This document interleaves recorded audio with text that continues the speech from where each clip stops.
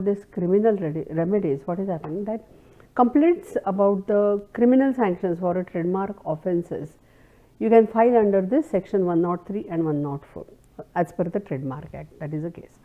Now, these sections we can say the outline that various offences which are related to the falsifying trademark, possessing that instruments for falsifying trademarks, other related acts which are causing this particular trademark infringement.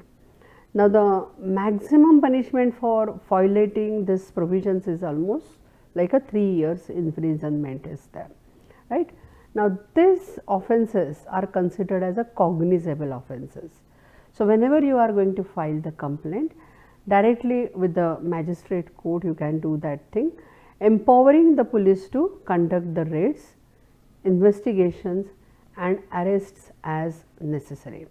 So, police is empowered to do the raids and they can do the investigation and they can arrest if necessary the criminals, the individuals who are involved in such particular